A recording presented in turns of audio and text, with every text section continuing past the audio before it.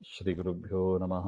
सृष्टिस्थित्यप्येह नियतिदृशितमो बन्धमोक्षाश्च यस्मात् अस्य श्रीब्रह्मरुद्रप्रभृतिसुरनरद्वीषशत्रुवात्मकस्य विष्णोर्व्यस्ता समस्ता सकलगुणनिधिः सर्वदोषव्यपेतः पूर्णानन्दो व्ययो यो गुरुरपि परमः चिन्तयेतं महान्तम् जन्माद्यस्य यतोन्मयादितरतश्चार्थेष्वभिज्ञस्वराट् तेने ब्रह्महृदाय आदिकवये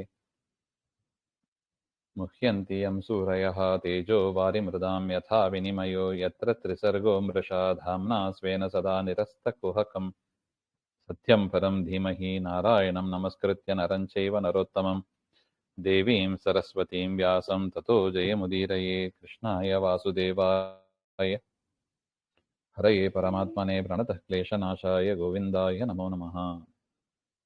ಶ್ರೀಮದ್ಭಾಗವತ ತೃತೀಯ ಸ್ಕಂದ 19ನೇ ಅಧ್ಯಾಯದಲ್ಲಿ 6ನೇ ಶ್ಲೋಕ. ಸತುದ್ಯಮಾನೋ ಹರಿದುರುಕ್ತತೋಮರೇ ದಂಷ್ಟ್ರಾಗ್ರಗಾಂ ಗಾಮುಪಲಭ್ಯ ಭೀತಾಂ ತೋದಂ ವೃಷನ್ ನಿರಗಾತಂಭುಮಧ್ಯಾದ್ ಗ್ರಾಹಾಹತಃ ಸಕರೇಣುರ್ಯಥೇಭಃ. ಹಿಂದೆ ನೋಡಿದಂತೆ ಹಿರಣ್ಯಾಕ್ಷ ಮತ್ತು ವರಾಹರೂಪಿ ಪರಮಾತ್ಮನ ಸಂವಾದ, ಅದನ್ನೇ ಇಲ್ಲಿ ವಿವರಣೆ ಮಾಡ್ತಾ ಇದ್ದಾರೆ. ಹರಿದುರುಕ್ತ ತೋಮರೈಹಿ ತುದ್ಯಮಾನಃ ಸಹ, ಆ ಶತ್ರುವಾದ ಹಿರಣ್ಯಾಕ್ಷನ ಕಟು ವಚನ ರೂಪವಾದ ಬಾಣಗಳಿಂದ ಹೊಡೆಯಲ್ಪಟ್ಟ ವರಾಹದೇವರು. ಹಾಗೆಂತ ಅಂದ್ರೆ ಅಷ್ಟು ನೀಚವಾದ ಮಾತುಗಳನ್ನ ಹಿರಣ್ಯಾಕ್ಷ ಹೇಳಿದ ವರಾಹದೇವರು. ಅಂತ ಮಾತುಗಳು ಅದು ಬಾಣದಂತೆ ಇತ್ತಂತೆ. ಆ ಬಾಣಗಳು ವರಾಹನ ಮೇಲೆ ತಾಕಿತ್ತು ಹಾಗೆ ಅಂತ. ಅಂತ ಬಾಣಗಳಿಂದ ಹೊಡೆಯಲ್ಪಟ್ಟ ವರಾಹದೇವರು ಏನ್ ಮಾಡಿದರು? ಸಹ ದಂಷ್ಟ್ರಾಗ್ರಗಾಂ ಭೀತಾಂ ಗಾಂ ಉಪಲಭ್ಯ. ಪರಮಾತ್ಮ ವರಾಹದೇವರು ಬರ್ತಾ ಇದ್ರು, ಭೂಮಿಯನ್ನು ಹಿಡ್ಕೊಂಡು ಬರ್ತಾ ಇದ್ರು. ಈ ಹಿರಣ್ಯಾಕ್ಷ ಬಂದದ್ದನ್ನು ನೋಡಿ ಆ ಭೂಮಾತೆಗೆ ಹೆದರಿಕೆ ಆಯ್ತಂತೆ. ಹಲ್ಲಿನ ಕೋರೆ ಹಲ್ಲಿನ ಮೇಲೆ ಭೂಮಿಯನ್ನು ಹಿಡ್ಕೊಂಡು ಬರ್ತಾ ಇದ್ದಾನೆ ಸ್ವಾಮಿ. ಆ ಭೂಮಾತೆಗೆ ಭಯ ಆಯ್ತಂತೆ. ದಂತಾಗ್ರೇ ಸ್ಥಿತಾಂ ಭಯಭೀತಾಂ ಪೃಥಿವೀಂ ಸಂರಕ್ಷ್ಯ. ಅಲ್ಲೂ ಕೂಡ ಪರಮಾತ್ಮ ಎಷ್ಟು ದಯಾಳು ನೋಡಿ. ನಿನಗಾಗೆ ಮಾಡ್ತಾ ಇರೋದು, ನೀನು ಸ್ವಲ್ಪ ಸಹನೆ ಮಾಡ್ಕೊಂಡಿರೋ, ಸ್ವಲ್ಪ ಭಯ ಪಟ್ಕೊಂಡಿರೋ ಹಾಗೆಂತೆಲ್ಲ ಪರಮಾತ್ಮ ಮಾಡಿಲ್ಲ. ಹಿರಣ್ಯಾಕ್ಷ ಬಂದ ಕೂಡಲೇ ಧರಾದೇವಿ ಹೆದರಿದ್ದನ್ನು ನೋಡಿ ಆ ಧರಾದೇವಿಯನ್ನ ಸಂರಕ್ಷಣೆ ಮಾಡಬೇಕು ಅಂತ ಇವನೇನ್ ಮಾಡ್ಯಾನ ಇವನು ಹಾಗೆ ಅಂತ ಭೂಮಿಯನ್ನ ಸಂರಕ್ಷಣೆ ಸಾಂತ್ವನ ಮಾಡ್ತಾ ಇದ್ದಾನೆ ಪರಮಾತ್ಮ. ತಸ್ಯ ಪೀಡಾಂ ಸಹಮಾನಃ, ಭೂಮಿಯನ್ನ ಸಂರಕ್ಷಣೆ ಮಾಡಿ ಅದನ್ನ ಒಂದು ಜಾಗದಲ್ಲಿ ಇಡ್ತಾನೆ ಅಂತ. ಒಂದು ಜಾಗದಲ್ಲಿ ಇಟ್ಟು ನೀನು ಹೆದರಬೇಡ, ನಾನು ಇವನನ್ನು ಸಂಹಾರ ಮಾಡ್ತೇನೆ ಅಂತೆಲ್ಲ ಸಮಾಧಾನ ಮಾತುಗಳನ್ನು ಹೇಳಿ ಪರಮಾತ್ಮ ಅದು ಹೇಗಿತ್ತು ಅಂದ್ರೆ, ತಸ್ಯ ಪೀಡಾಂ ಸಹಮಾನಃ ಗ್ರಾಹಾಹತಃ ಸುಕರೇಣು ಇಭಃ ಯಥಾ ಅಂಬುಮಧ್ಯಾದ್ ನಿರಗಾತ್ ಮಕರೇಣ ಆಕ್ರಾಂತಃ ಅಸ್ತಿನಾ ಸಹಿತ. ನೀರಿನಿಂದ ಹೊರಗೆ ಬರಬೇಕು ಅಂತ ಆನೆ ಪ್ರಯತ್ನ ಪಡ್ತಾ ಇದ್ರೆ ಆ ಮೊಸಳೆ ಅದು ಮತ್ತೆ ಎಳೆಯುತ್ತದೆ ನೋಡಿ ಸಮುದ್ರಕ್ಕೆ. ಆ ತರ ಇತ್ತಂತೆ. ಯಥಾ ಜಲಾದ್ ಬಹಿಃ ಗಚ್ಚತಿ ತಥಾ ಜಲಮಧ್ಯಾದ್ ಬಹಿಃ ಆಗತವಾನ್ ಹಾಗೆ. ತಥಾ ಅಂಬುಮಧ್ಯಾದ್ ನಿರಗಾತ್. ಅದರಿಂದ ಆ ರೀತಿಯಾಗಿ ಸಮಾಧಾನ ಮಾಡಬೇಕು ಅಂತ ಹೋಗ್ತಾ ಇದ್ದ ಪರಮಾತ್ಮನನ್ನ ಬಲವಂತ ಮಾಡಿ ಕರೀತಾನೆ ಹಿರಣ್ಯಾಕ್ಷ. ಅದನ್ನೇ ಮುಂದಿನ ಶ್ಲೋಕದಲ್ಲಿ ಹೇಳ್ತಾರೆ. ಅದಕ್ಕೆ ಕೊಟ್ಟ ಉದಾಹರಣೆ ಅದು. ಮೊಸಳೆ ಆನೆ ಹೊರಗೆ ಹೋಗ್ತಾ ಇದೆ, ಅದನ್ನ ಬಿಡೋದಿಲ್ಲ, ಅದನ್ನ ಮತ್ತೆ ನೀರೊಳಗೆ ಎಳ್ಕೊಂಡು ಬರ್ತದೆ. ಹೇಗೋ ಅದೇ ತರ ಹಾಗೆ ಅಂತ. ತಂ ನಿಸ್ಸರಂತಂ ಸಲಿಲಾದನುದ್ರುತೋ ಹಿರಣ್ಯಕೇಶೋ ದ್ವಿರದಂ ಯಥಾ ಝಷಃ ಕರಾಳದಂಶ್ರೋ ಶನಿ ನಿಸ್ವನೋಬ್ರವೀದ್ ಗತಕ್ರಿಯಾಂ ಕಿನ್ ವಸತಾಂ ವಿಗರ್ಹಿತಂ. ಸಲಿಲಾತ್ ನಿಸ್ಸರಂತಂ ತಂ ವರಾಹಂ. ನೀರಿನಿಂದ ಹೊರಗೆ ಹೋಗಬೇಕು ಅಂತ ಪ್ರಯತ್ನ ಪಡ್ತಾ ಇದ್ದ ಆ ವರಾಹದೇವರನ್ನು ನೋಡಿ ದ್ವಿರತಂ ಜಶಃ ಯತ. ಹೇಗೆ ಒಂದು ಮಕರ ಆನೆಯನ್ನು ಕುರಿತು, ಹೊರಗೆ ಹೋಗ್ತಾ ಇರುವ ಆನೆಯನ್ನು ಕುರಿತು ಹೋಗಿ ಅದನ್ನು ಮತ್ತೆ ನೆಲಕ್ಕೆ ನೀರಿಗೆ ಎಳ್ಕೊಂಡು ಬರುತ್ತದೋ, ತಥಾ ತಸ್ಯ ಪೃಷ್ಠತಃ ಅನುಧಾವನ್, ಆ ಹಿರಣ್ಯಾಕ್ಷ ವರಾಹದೇವರ ಬೆನ್ನಿಂದೆ ಓಡಿ ಹೋಗಿ ಸುವರ್ಣಕೇಶಯುಕ್ತ ಭೀಷಣದಂತಹ ವಜ್ರ ಸಮಗರ್ಜನಯುಕ್ತ ಹಿರಣ್ಯಾಕ್ಷ ಉಪಹಸನ್ ಉವಾಚ. ಅವನು ಹಿರಣ್ಯಾಕ್ಷ ನಗುತ್ತಾ ವರಾಹದೇವರನ್ನ ಹೇಳಿದನಂತೆ, ನಿರ್ಲಜ್ಜಾನಾಂ ದುರ್ಜನಾನಾಂ ಕೃತೆ ಕಿಮಪಿ ನಿಂದಿತಂ ಕಾರ್ಯಮಸ್ತಿ ಕಿಂ. ನಾಚಿಕೆ ಇಲ್ಲದವರು ಇನ್ನೇನು ಕೆಟ್ಟ ಕಾರ್ಯಗಳನ್ನ ಮಾಡಲ್ಲ ಹೇಳಿ. ಇಷ್ಟು ಹೇಳ್ತಾ ಇದ್ದೀನಿ, ಇದು ನನಗಾಗಿ ಬ್ರಹ್ಮದೇವರು ನಿರ್ಮಾಣ ಮಾಡಿದ್ದು, ತಗೊಂಡೋಗಬೇಡ ಹಾಗೆ ಅಂದ್ರೆ, ಆದ್ರೂ ನೀನ್ ತಗೊಂಡೋಗ್ತಿಯಲ್ಲ, ನಿನಗೆ ಲಜ್ಜೆ ಎಂಬುದೇ ಇಲ್ಲವಾ ಹಾಗೆ ಅಂತ. ದುರ್ಜನರಿಗೆ ಲಜ್ಜೆನೇ ಇರೋದಿಲ್ಲ ಅಂತ ಹೇಳ್ತಾನೆ. ಅಂದ್ರೆ ಪರಮಾತ್ಮ ಅವನು ದುರ್ಜನ, ಅವನ ದೃಷ್ಟಿಯಿಂದ ಅವನಿಗೆ ಲಜ್ಜೆ ಇಲ್ಲ. ಅಂತ ಲಜ್ಜೆ ಇಲ್ಲದ ದುರ್ಜನರು ಏನು ತಾನೇ ಮಾಡ್ಲಿಕ್ಕೆ ಇಚ್ಛೆ ಪಡೋದಿಲ್ಲ, ಎಲ್ಲವನ್ನೂ ಮಾಡ್ಲಿಕ್ಕೆ ಇಚ್ಛೆ ಪಡ್ತಾರೆ ಹಾಗೆ ಅಂತ. ನಿಂದಿತಂ ಕಾರ್ಯಂ ಅಸ್ತಿ ಕಿಂ, ಇನ್ನೇನು ನಿಂದಿತ ಕಾರ್ಯ ಇದೆ? ಯಾವುದೂ ಇಲ್ಲ. ಅಂತ ಕಾರ್ಯವನ್ನೇ ನೀನ್ ಮಾಡ್ತಾ ಇದ್ಯಾ ಹಾಗೆ ಅಂತ ಒಟ್ಟು ವರಾಹದೇವರನ್ನ ನಿಂದನೆ ಮಾಡ್ತಾ ಇದ್ದ. 8ನೇ ಶ್ಲೋಕ. ಸಗಾಮುದಸ್ತಾ ಸಲಿಲಸ್ಯ ಗೋಚರೆ ವಿನ್ಯಸ್ಯ ತಸ್ಮಾದದಾತ್ ಸ್ವಸತ್ವಂ ಅಭಿಷ್ಟುತೋ ವಿಶ್ವಸೃಜಾಂ ಪ್ರಸೂನೈಃ ಆಪೂರ್ಯಮಾನೋ ವಿಬುಧೈಃ ಪಶ್ಯತೋರೇಃ. ಒಂದು ಮಾತು ಗಮನಿಸಬೇಕು ನಾವಿಲ್ಲಿ. ಪರಮಾತ್ಮ ಯಾಕೆ ಈ ಜಗತ್ತನ್ನು ಸೃಷ್ಟಿ ಮಾಡಿದ? ಅವನಿಗೆ ಇದರಿಂದ ಒಂದು ಚೂರು ಲಾಭ ಇಲ್ಲ.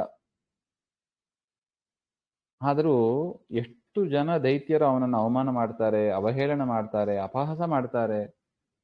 ಅದು ಯಾವುದನ್ನು ಪರಮಾತ್ಮ ಗಣನೆಗೆ ತೆಗೆದುಕೊಳ್ಳೋದಿಲ್ಲ ನೋಡಿ. ಒಂದು ಯೋಚನೆ ಮಾಡಬೇಕು. ಯಾವುದೋ ಒಂದು ಸಣ್ಣ ಗಾಡಿ ಗುದ್ದು ಬಿಡ್ತು ವಾಹನದಲ್ಲಿ ನಾವು ಹೋಗ್ತಾ ಇರುವಾಗ ಅಂದ್ರೆ ಎಷ್ಟು ಕೂಗಾಡ್ತೀವಿ, ಮಾಡ್ತೀವಿ. ಅಥವಾ ನಮಗೆ ಯಾರಾದ್ರೂ ಅವಮಾನ ಮಾಡಿದರೆ ಎಷ್ಟು ಬೇಸರ ಮಾಡ್ಕೋತೀವಿ. ಆದ್ರೆ ಪರಮಾತ್ಮನ ನೋಡಿ, ಎಷ್ಟು ಅವಹೇಳನ ಮಾತನ್ನ ಹಾಡ್ತಾನೆ ಆ ಹಿರಣ್ಯಾಕ್ಷ. ಆದರೂ ಕೂಡ ಅವನ ಮನಸ್ಸು ಎಷ್ಟು ಗಟ್ಟಿ ಇದೆ ನೋಡಿ.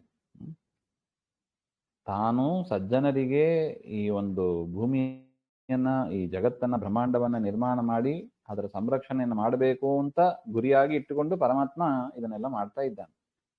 ಅಂತ ಕಾರ್ಯಗಳನ್ನ ಮಾಡ್ತಾ ಇರುವಾಗ ಅವನನ್ನು ಹೊಗಳುವ ಜನರೂ ಇರ್ತಾರೆ, ಅವನನ್ನು ನಿಂದೆ ಮಾಡುವ ಜನರು ಇರ್ತಾರೆ.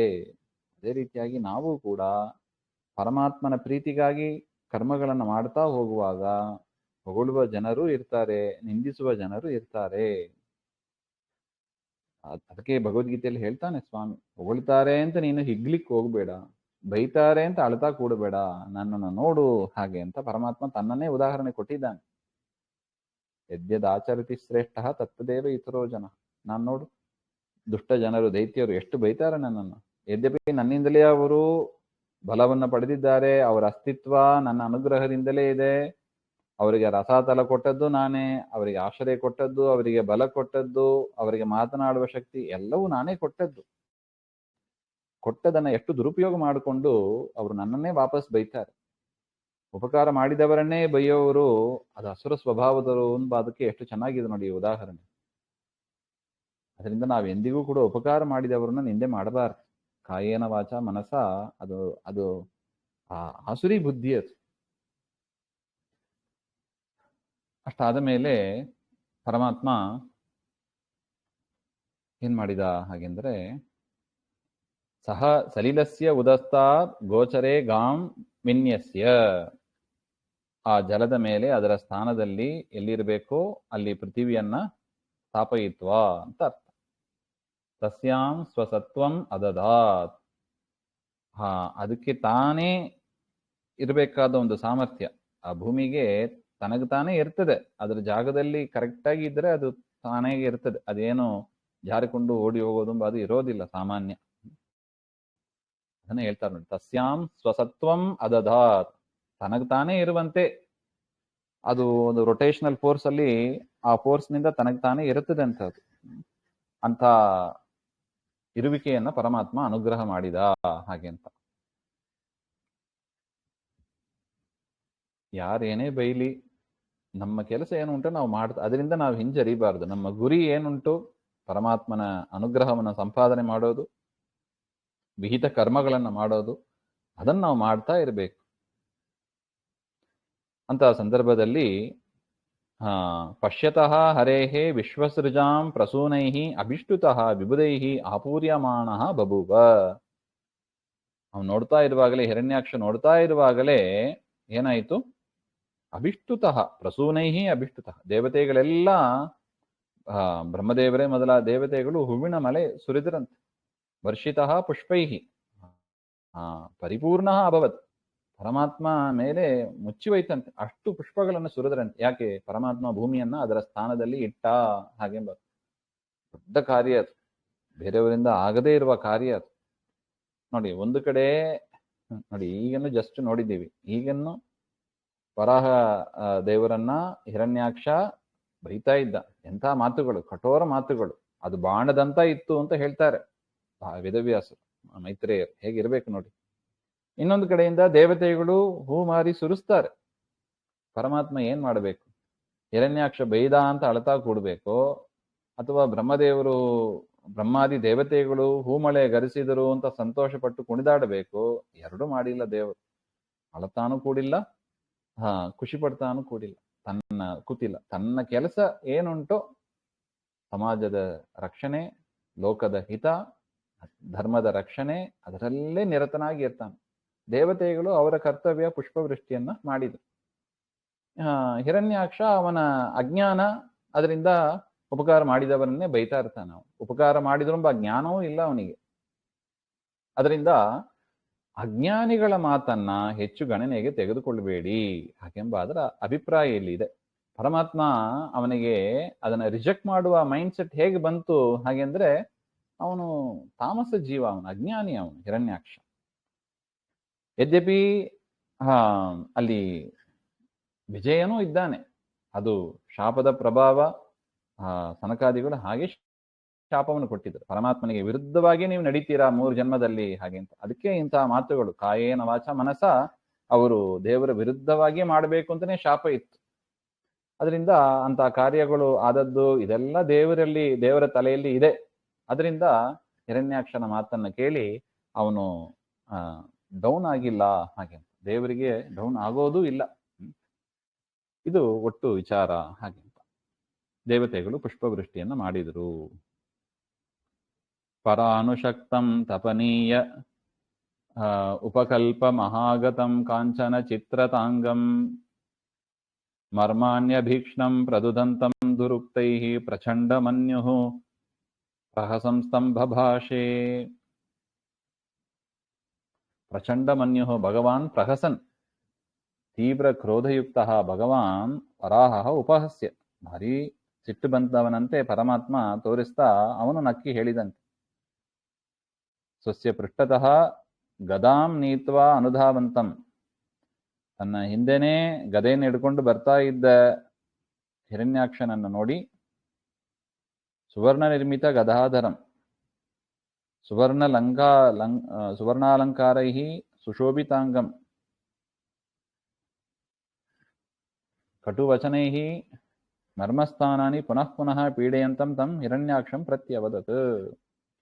ಸುವರ್ಣ ನಿರ್ಮಿತ ಗದೆಯನ್ನು ಹಿಡ್ಕೊಂಡು ತನ್ನ ಬೆನ್ನಿಂದೇ ಬರತಕ್ಕ ಆ ಹಿರಣ್ಯಾಕ್ಷನನ್ನು ನಾನಾ ವಿಧವಾದ ಬಂಗಾರದ ಆಭರಣಗಳಿಂದ ಅಲಂಕರಿಸಲ್ಪಟ್ಟ ಕಟುವಚನಗಳಿಂದ ಅನೇಕ ಸ್ಥಾನಗಳಲ್ಲಿ ಮತ್ತೆ ಮತ್ತೆ ಪೀಡೆ ಮಾಡತಕ್ಕ ಮಾತುಗಳು ಉಳ್ಳ ಆ ಹಿರಣ್ಯಾಕ್ಷನನ್ನು ಕುರಿತು ಪರಮಾತ್ಮ ಮಾತನಾಡಿದ ಹಾಗೆ ಅಂತ ಹೇಳ್ತಾರೆ. ಪರಮಾತ್ಮನ ಮಾತು ಏನು ಹೇಳಿದ? ಭಗವಾನ್ ವಾಚ, 10ನೇ ಶ್ಲೋಕದಲ್ಲಿ ಪರಮಾತ್ಮ ಹೇಳುವ ಮಾತು.